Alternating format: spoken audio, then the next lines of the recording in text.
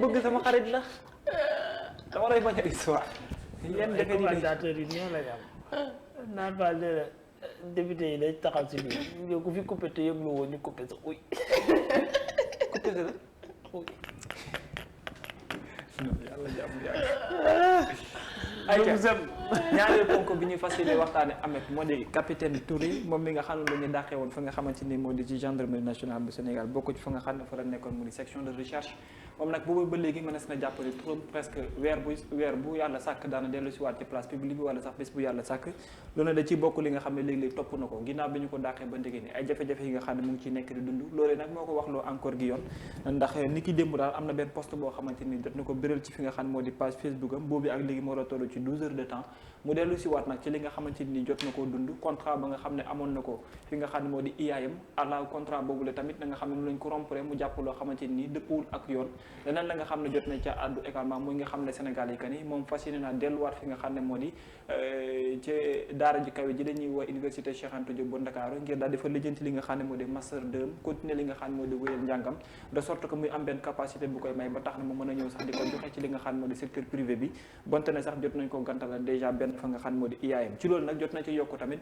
li nga xamante ni moom moo bokk ci wàllu recrutement ba mu amoon fa nga xam ne moo di ca mairie bu Ndakaaru ndax nee na boobee ak léegi moo ngi war a tollu daanaka ci juróomi weer su ma juumul ndax bi ñu ko recruter foofu ba léegi ci benn poste daal di ko jox poste boo xam ne moom sax ci poste bi mu amalee xam la ne bu baax a baax ni dafa fekkoon ñoo xam ne ñoo fa amoon liggéeyam mais poste bu ñu ko dénk waaye boobu ba léegi état bu Sénégal dafa coupé catégoriquement li nga xam ne moo di vivre yi mairie bu Ndakaaru bu Barthélémy Dias ba juróomi weer mu ngi ni mënul fay ñenn ci emploi ndax bokk na ci moom mi nga xam ne moo di capitaine Touré liggéey boo xam ne moom daal jàpp na ne juróom-ñeenti at yi nga xam ne jot na ko amal ci gendarmerie di servir couleur nationale bu Sénégal moo ko indiwaat ko mu fas yéenoon demalaat foofu kon fu mu toll dafa mel ni dafa jàpp ne daal ab acharnement dëgg moom dafa am ci li nga xam ne moo di doxalinam ak li nga xam ne moom moo nekk maanaam ci li muy yëngatu ci wàllum activité ba tax na fu mu toll nii moom capitaine Touré la nga xam ne daal moom la ndam ma amal mooy nee na dugg ci li nga xam ne moo jëm ci wàllum politique maanaam naka lay def léegi ba formé wu politiquement pour bokk ci ñi nga xamante ni daanaka dañoo fas yéene amal ab xeex ngir taxaw ñi nga xam ne di askanu Sénégal te li mel daana ko confirmer du yàgg dara ndax ay fan dong dina ñëw nee na dina waxtaan de façon publique waa rawatina ci benn télévision de la place ngir gën a fësal li nga xam ne moo di ambition yooyu la ak nga xamante ni moom la fas yéene amal ngir waxtaan ak askanu Sénégal mais gën a dugg ci li nga xam ne moom bokk ci wàllum politique Ahmed ani ban gis-gis lees mën a jàpp fi mu atterrir actuellement. te soxna si Fall. bon dafay nekkaat lu compliqué par rapport ak li fi jot a jaar parce que bu ñu fàttalikoo depuis que ñu ràññee ko ba léegi situation bi nga xam ne ci la nekk Babacar ñu koy wax léegi dem na fi IAM ngir tàggat fa ay ndaw ñu gis ne jëlee nañ ko foofu ñu wax ci moment boobu ci la mafia kàcci lancé woon ab cagnotte ngir jox ko jàppale ko parce que dañu yaakaaroon ne que ci situation bu dafa nekk lu nga xam ne rek dañu ko bëgg a fitnaal teg ko jaay ko doole parce que peut-être am na lu fi jotoon xew ci benn problème boo xam ne génnoon na di def ay révélation ak li nga xam ne moom moo di mbir ma peut-être moom moo yoroon li nga xam ne moom moo di dossier bi ñu gis aussi bi ko Barthélémy Dias jëlee teg ko ci mairie bu Dakar coow judduwaat na ci ba ci ay kilifa yoo xam ne ñu ngi ci politique bi wax ne du loo xam ne yoon la parce que comme amatuñu ci moom confiance du yoon muy liggéey ci li nga xam ne moom moo di fonction publique bi mais bu ñu ñëwaatee tey di wax ne que depuis que ñu teg ko foofu ça fait 5 mois de plus yoo xam ne jotul li nga xam ne moom moo di salaire am loolu dafay am loo xam ne rek moom lay undu donc dañu tënk li nga xam ne moom moo di salaire am donc Ameth foofu li may xalaat moom moo di que li ko jëlee IAM ñu raje ko ci fi nga xam ne fa la nekkoon est-ce que du loolu moo koy yootaat ngir ñu jëlewaat ko fi nga xam ne fi la ñu ko teg mu di ci mairie bi mairie aussi dafay nekk loo nga xam ne fonction publique la ci état lay tënku mais Barthélémy Dias aussi bi mu koy teg foofu ndax xamoon na ne du jour au lendemain lu ne mel mën na arrivé donc dama naan lan moo war a mën a nekk ëllëgu capitaine Touré parce que bu fekkee fonction publique la nekkoon ñu jëli ko fa mënutul nekk ci fonction publique parce que à chaque fois da ngay gis ne que am na luy tegu ci ginnaawam ndax warul mën a bàyyi fonction publique bi dem xooli leneen loo xam ne peut-être dina ko wéyalee li nga xam ne moom moo di ay business am mais quoi qu'on puisse dire aussi sénégalais la bu nekkee sénégalais nekk jeune donc am na ak yelleef boo xam ne war nañ ko mën a jox pourquoi pas deuxième sens même bu fekkee am na lu fi jotoon xew peut-être ñuy wax ne que warul woon def ay révélation ci li nga xam ne moom la ñu ko dénkoon mais bu dee dafay continuer aussi fan lay mujjee ak lan mooy nekk ëllëgam ndax du dem ba ak fippu am ci ba leneen am ci ab laaj la boo xam ne bon peut-être mën nañ ko samp mais quoi qu'on puisse dire aussi situation bi ak ni mu demee bon waroon na xaar ne que tôt ou tard peut-être lii mën na am la ko jëlee woon IAM mën na ko jëlee fii am na. waaw soxna Aïcha. bon comme ni ko ñëpp waxee woon donc c'était prévisible que mu amoon ay problèmes au sein ci mairie de Dakar bi parce que gisoon nañ bu mu demee IAM et cetera lan moo fa xewoon Sénégal daal moo nekk loo xamante ni pareegul pour mu ñoŋ yaakaar naa Babacar moo ko fi waxoon ci mbégte koor on dirait que il n'a plus le droit de liggéey wala moom capitaine Touré nekkatul sénégalais nekkatul doomu réew mi li mu def na ko jàll na sanction yi dal na ci kaw mais tamit la vie continue et chaque personne a droit à une deuxième chance et je pense que ni vraiment daan yiñ ko teg nangu na ko tëdd na li muy tëdd pare na maintenant il doit tamit am liggéeyam liggéey ndax quoi qu'on puisse dire sénégalais la te dafa am njaboot par rapport ak mairie de Dakar moom yaakaar na xeex bi faran la nekk avant ci capitaine Touré parce que for nañ ci weewu bay ni que même ñoom seen budget génnagul ba tey budget kii di Soham Wardini bi mu fa bàyyi moom la ñuy liggéey donc pour moom ñu fay ko salaire moom it ak Guy Marius Sagna mi ñu recruter récemment du nekk lu yomb d'autant plus que dañuy jàpp ne ay recrutement yoo xamante ni la c'est pour defante ak état bi donc dina xaw compliqué moom ci moom mi di capitaine Touré en tout cas daal doy na waar comme ne dafay dem defaat master am nañ ko bàyyi mu dem def master am bu paree comme ne dafay lancé wu ci politique yaakaar naa politique nag booy politique yow moom sa parti bopp di def sa yëfi bopp kenn du la ne bàyyil politique bi par la force wala kenn du la ne arrêté li ngay def ndax doo taamul nit ki ay militant am wala nga taamul ko ne fii ngay xool wala fee ngay xool et on lui souhaite une bonne chance si biir politique bi il est très jeune te yaakaar naa dina ci am li nga xamante ni moom la bëgg bon vent Seydina Oumar. te su loolu amee sax peut-être ñi ngi créer benn opposant boo xam ne mën na nekk leneen ëllëg. parce que may doole. voilà sénégalais yi peut-être am na benn bët bu ñu koy xoolee ñi ngi koy néewal doole bon bu duggee ci politique bi mën na ci am dara. mais bien sûr. il est très jeune.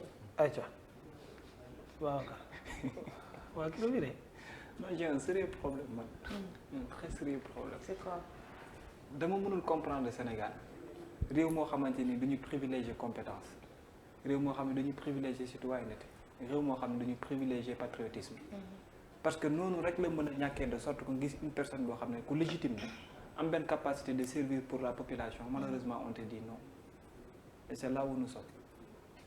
mais bu fekkee am na ay antécédents la. lu jiitu loolu. ban antécédent. mais gis nañ problème bi fi amoon avant lii. d'accord mais tëdd na li muy tëdd. mais est-ce que c'est une raison nañ ko c'est bon.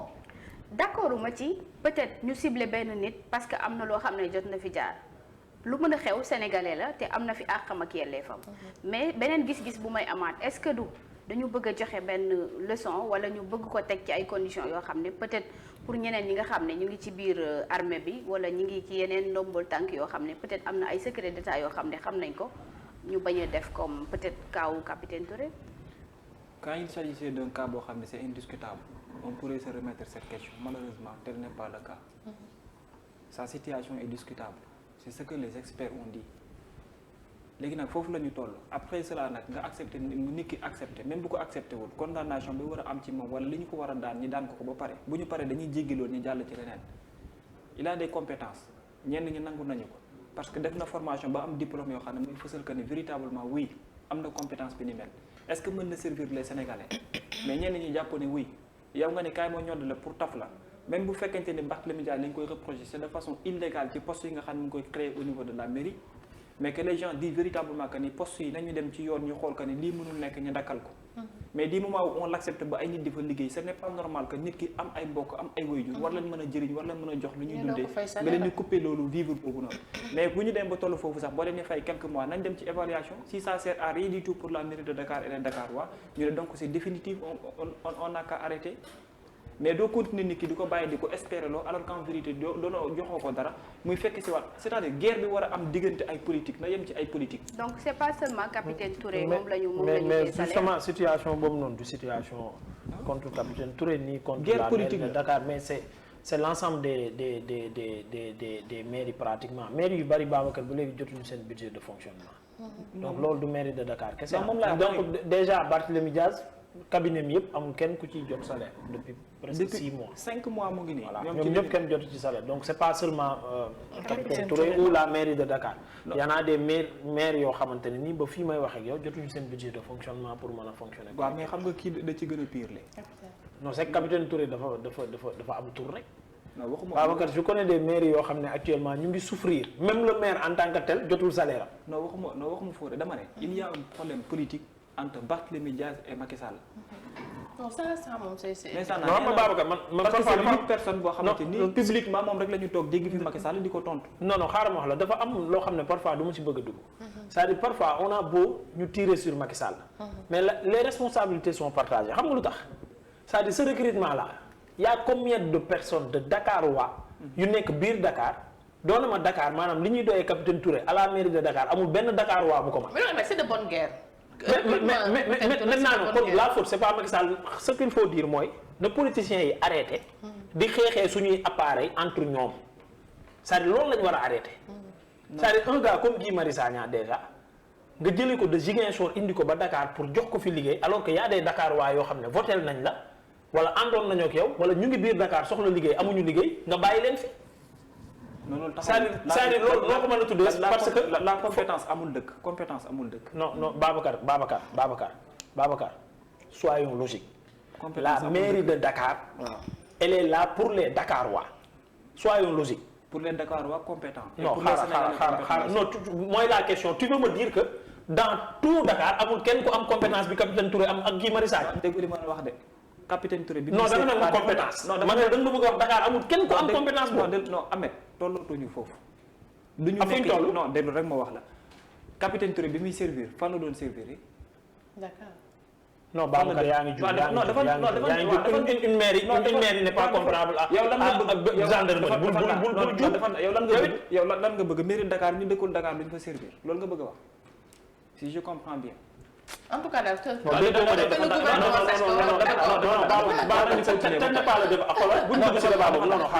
que da nga bëgg a wax dama mairie Dakar ku dëkkul Dakar war a fa servir. non bëgguma laa wax loolu li ma la bëgg a wax xam nga ko bu baax xam nga ne bëgguma laa wax loolu li ma la bëgg a wax mooy quand on crée des postes politiques da nga koy créer pour waa gox ba c'est des postes qu'il a créés politiquement pour faire sa guerre avec Macky Sall loolu kenn mënu ko bañ. Je savais pas.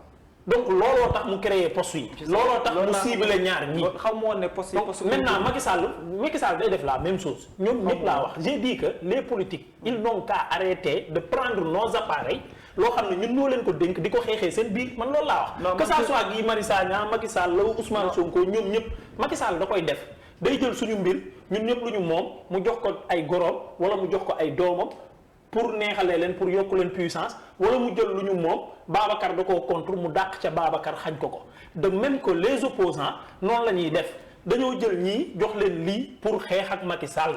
c'est clair net ñëpp ko gis. maintenant nag ku mu neex après comme lii ngay def nii di ko jéem a lëre naan ils sont compétents ils sont nii ils sont là y a des Dakarois quand on dit mairie boobu noonu population moo ko tax a jóg manoo ne da ngay xeex chômage da ngay def nii da ngay def nii da ngay def naa sa gox am ñu fa nekk am compétence yoo xam ne ñu ngi chômer nga bàyyi leen fi dem jël ay nit pour xeex politique. mais c'est te loolu la def mais c'est insensé li nga wax parce que man je trouve pas l'intérêt que nga ni une mairie pour les Dakarois on n'est pas dans ce monde là on est dans un monde boo xam ne on parle de compétence quand tu n'as pas de compétence amoo fa place quel que soit foo mën a def. waa Dakar amuñu compétence non waxuma la waa Dakar amuñu fa place damay ne.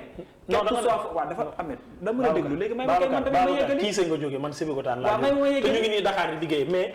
déglu ma xam nañ mairie yi nu muy doxee.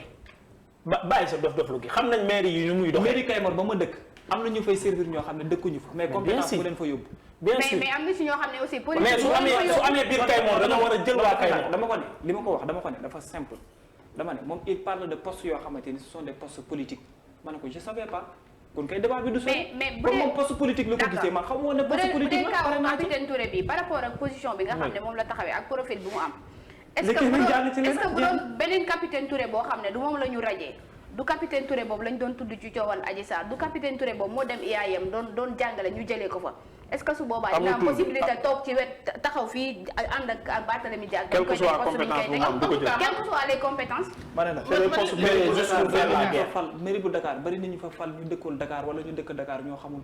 d'accord mais gouvernement bi tam des fois dañuy prôner li nga xamante ne ndeysaan bu màggee ñoom du doon li baax si ñoom tey on peut citer exemple Ousmane Sonko Macky Sall moo ko may dayoo bi mu am capitaine Touré mi bu ñu moytuwul dinañ ko may doole boo xamante ne amaana sax waru ko woon am vraiment. parce que c'est la guerre politique. waaw Sénégal ñun dañoo am benn émotion la ñuy demee dañoo mën sot dañoo mën demee maanaam mouvance boo xamante ni yow la donc il faut faire très attention par rapport à ça stratégie boo xamante ne la nag foofu dañu fay juum trop gouvernement bi. nañuy prôner compétence ak patriotisme. loolu kenn bañu ko. d'accord loolu kenn bañu ko mais quand on parle dans un pays quand il y a patriotisme ak compétence du ñu am problème.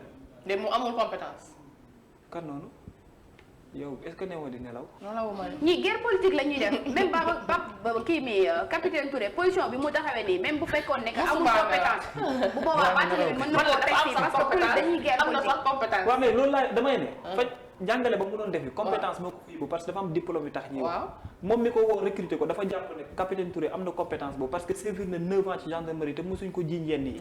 kun kay bu ko kii di woo parce que am jàpp na ne compétence moom la am. moo tax may la compétence nañ ko prôner ak patriotisme. mais ay waxu amee Dakar nga dëkk doo fi servir loolu dafa tax ñu ne di wax. d'accord ñàkk dëkk Dakar fi ñëw ku fi am compétence Babacar waxuma loolu Babacar man ku ma xam ne li ma bëgg a wax dama koy wax. man ragal ma sama non man déglu rek j'ai dit que ne Babacar patriotisme ak compétence moo amul dëkk. li gën a am solo mooy poste de responsabilité que la personne am capacité di ko doxal di ko wéyal foo mën a dëkk buñ la ay nit a ngi fi jógee fu ne ñëw Sénégal di fi servir ay feneen a ngi jógee ñëw di servir ay biir mairie yoo xam ne nekkuñ ci biir gox boobu. moom mi Kolda la jógee moom guddi day dellu Kolda. jeex na tàkk voilà. Honorable député Aminata fàtte naa turam. moom moo yoroon enfance et petite enfance et tout ci mairie bu Dakar sous Soham Wardini depuis Khalifa Sall ba léegi nii. ba mu dem ba am ay partenariat ak ay ONU ak ay UNICEF c'est-à-dire àdduna wërngal këpp nangu ne. li mu def ci petite enfance. Sénégal ci à partir de mairie de Dakar. kenn mësu ko fi def. mais Soham Wardini la àndaloon bi xëccoo amee diggante Barthélémy ak Soham Wardini. Barthélémy bi mu ñëwee mairie de Dakar ci ñi mu njëkk a dàq ci la bokk. te compétence am ci wàllu petite enfance kenn naatable wu ko. lu tax mu dàq ko c'est une guerre politique. li tax mu dàq ko. parce que dafa faraloon Soham Wardini bi muy xëccoog Soham Wardini c'est la même chose lu tax mu jël ñi parce que guerre la contre moom ak Macky Sall parce que Macky Sall da ne day toroxal ñi ci lu mu tegul fenn loolu kenn naataale ko. moom mu ne Macky Sall du fi amee. à travers li mu yor. ci sa gis-gis loolu kese la. man motif de renvoi bi ñu def non mais Babacar man waxuma la gis dama ne motif de renvoi bi ngay wax ni bis boo ma ko indilee ma gis ko ma mën la tontu mais mënuma laa tontu parce que gisuma motif de renvoi. ok malheureusement d'accord merci beaucoup nañu jàll ci leneen nañu dem xooli ji. au bout du fil ak Adji Fall capitaine Touré président 2024. de toute façon ku nekk président tamit la ma waxoon rek.